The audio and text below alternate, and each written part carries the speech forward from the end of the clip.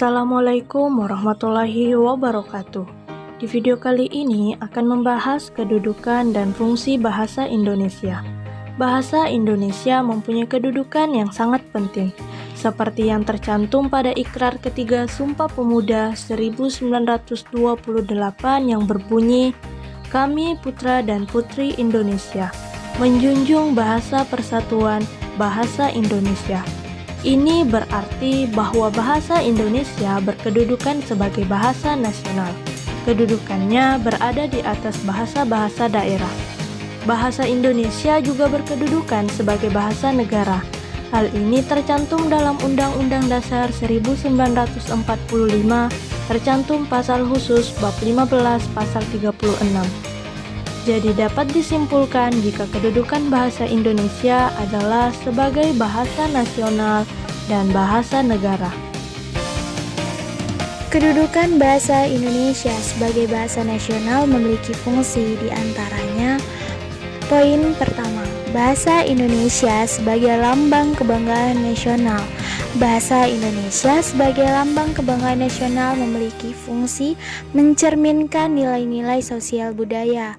Atas dasar inilah bahasa Indonesia ini wajib dipelihara dan dikembangkan.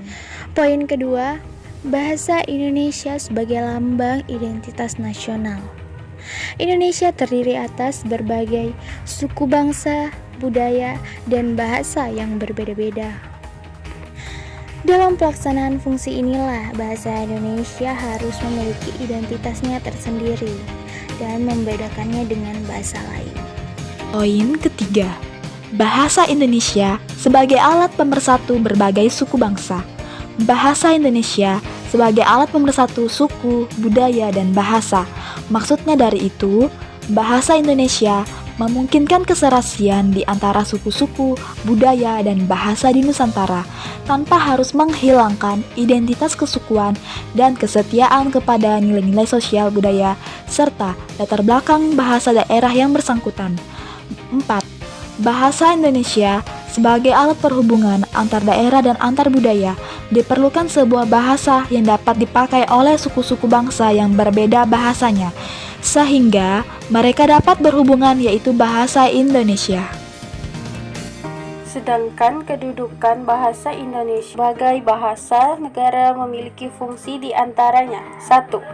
Bahasa Indonesia sebagai bahasa resmi kenegaraan, bahwa bahasa Indonesia dipakai di dalam kegiatan-kegiatan resmi kenegaraan seperti upacara, peristiwa dan kegiatan kenegaraan baik dalam bentuk lisan maupun dalam bentuk tulisan.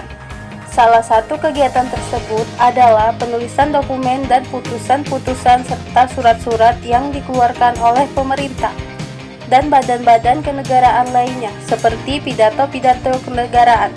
2. Bahasa Indonesia sebagai bahasa pengantar dalam pendidikan.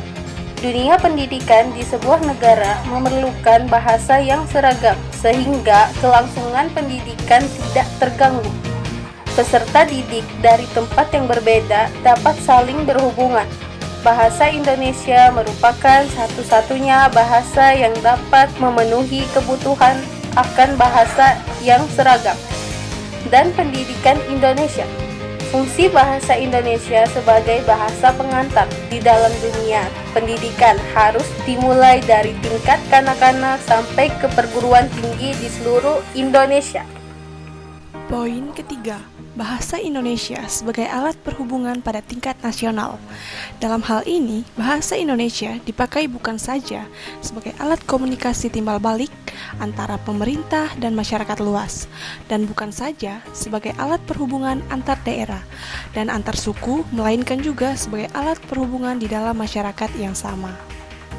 Poin keempat, bahasa Indonesia sebagai alat pengembangan kebudayaan, ilmu pengetahuan, dan teknologi. Di dalam hubungan ini, bahasa Indonesia adalah satu-satunya alat yang memungkinkan kita membina dan mengembangkan kebudayaan Indonesia.